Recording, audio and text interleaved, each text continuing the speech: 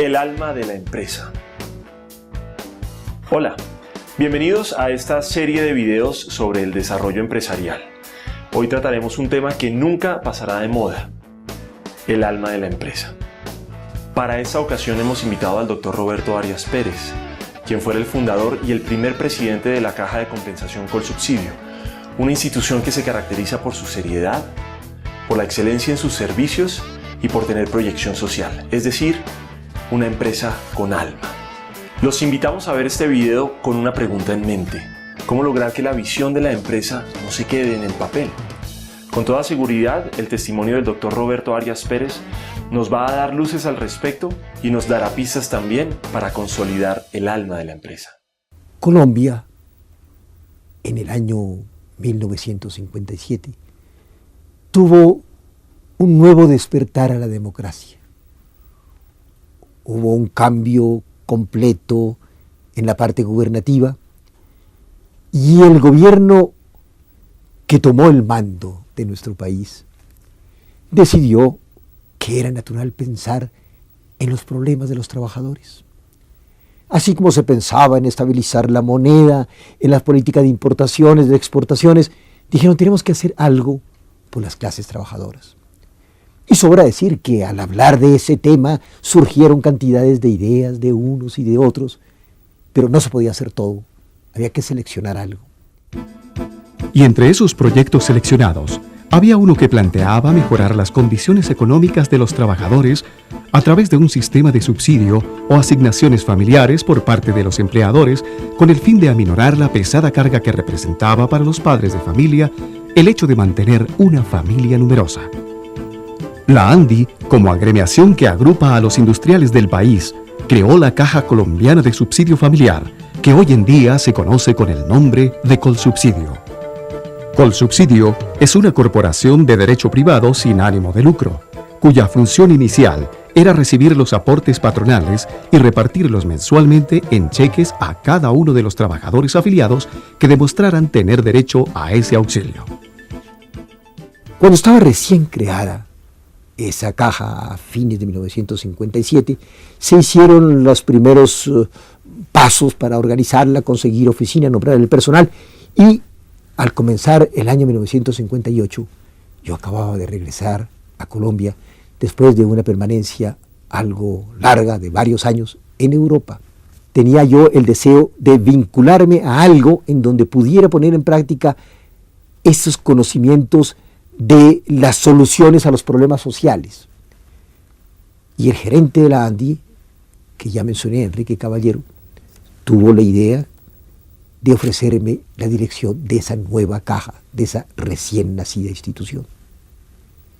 En ese momento se me vino como una iluminación. Dije: quizás esto sea el destino que lo está poniendo en mis manos para permitirme realizar el sueño de mi vida de poder trabajar por los demás. En Europa, en África, en Asia, en América Latina, había tenido la oportunidad, por encargo de la Federación de Naciones Unidas y de la UNESCO, de dirigir varios programas de educación para la comprensión internacional, con el propósito de crear un ambiente favorable a la paz y a los organismos internacionales, para que la gente viviera mejor.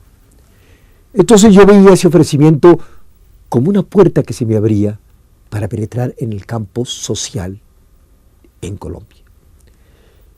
Antes de discutir horarios, lugares de trabajo, remuneraciones, etc., lo que me interesaba era que esa caja tuviera un ámbito grande. Y por eso la única condición que puse es que no se limitara a recibir como afiliados a los empleadores afiliados a la ANDI, porque se presume que ellos son grandes, son potentes y en consecuencia sus trabajadores están bien pagados, tienen toda clase de prestaciones. Yo quería, y se logró previa consulta con la casa matriz en Medellín, que esa caja se abriera también para las medianas empresas y para las pequeñas empresas. Es decir, la pequeña zapatería, la sastrería, el almacén de víveres, aquellos que tenían pocos empleados y poco capital y en consecuencia trabajadores no muy bien pagados, que pudieran afiliarse a la caja para recibir el subsidio familiar. Lo expuesto por el Dr. Roberto Arias Pérez nos lleva a pensar en una pregunta que tiene que ver con la filosofía y con el alma de la empresa. ¿Cómo incrementar el poder adquisitivo del salario y de los subsidios en dinero que reciben los trabajadores? El Dr. Arias Pérez expone su estrategia para desarrollarlo. No había más remedio que buscar la forma de que ese subsidio tuviera efectos reales en el mejoramiento del nivel de vida de los trabajadores. Sin embargo, la ley no permitía que se pudiera recibir más porcentaje como cuota patronal. La única solución era aumentar el poder adquisitivo de la moneda. ¿Cómo podíamos hacer algo que se pareciera al milagro de la multiplicación de los panes? No teníamos la capacidad, no teníamos los dones necesarios, pero necesitábamos más dinero. Como no pudimos conseguirlo, entonces resolvimos invertir el problema. ¿Cómo hacemos? No para tener más dinero, sino para que ese mismo dinero, ese mismo número de pesos sirva para más cosas. Es decir, ¿cómo hacemos para incrementar el poder adquisitivo del salario y de los subsidios en dinero que reciben los trabajadores? ¿Cuál era la respuesta? Abaratar los costos de aquellos artículos o servicios que el trabajador necesita para sostener a su familia. La única salida viable a este dilema era que Colsubsidio ofreciera esos artículos y servicios a los trabajadores, organizando ventas económicas de productos de primera necesidad y poniendo a disposición del trabajador programas de educación y de salud, lo que evidentemente representaba una meta difícil de alcanzar. Pero ¿cómo lograr que la visión que cada empresa se ha propuesto no se quede en el papel? Todo es cuestión de forjar los caminos y de buscar los recursos necesarios para lograrlo. Veamos. Siempre he creído que en la vida lo importante es fijarse metas, saber a dónde se quiere llegar y luego estudiar cómo se debe llegar. Si se tiene la finalidad, si se tiene el propósito, si se tiene la meta claramente establecida y uno cree en ella, quiere a esa meta, tiene confianza en que si se propone conseguirla está procediendo bien, pues entonces tiene que forjar uno mismo el camino, los métodos, los sistemas para conseguir esa meta. La meta inmediata era abaratar el costo de la vida. ¿Cuál era el camino? El camino, el instrumento, era la caja de subsidio familiar. ¿De qué recursos contaba, disponía? No, francamente, no tenía posibilidad de conseguir más recursos. Había que destinar parte de sus presupuestos para esos servicios sociales. Y entonces surgió el problema. La ley había limitado las funciones de las cajas de subsidio familiar a brindarle la seguridad económica al trabajador, lo que impedía prestar servicios sociales de educación, salud o cultura. Era un gran obstáculo en el camino. Afortunadamente, yo siempre he pensado que los obstáculos no deben servir para desalentar a la gente, sino al contrario, los obstáculos deben servir de estímulo si uno está convencido de que debe conquistar la meta que se ha fijado. De esa manera, los obstáculos, en vez de desalentar a la persona y quitarle energías, le dan más energías.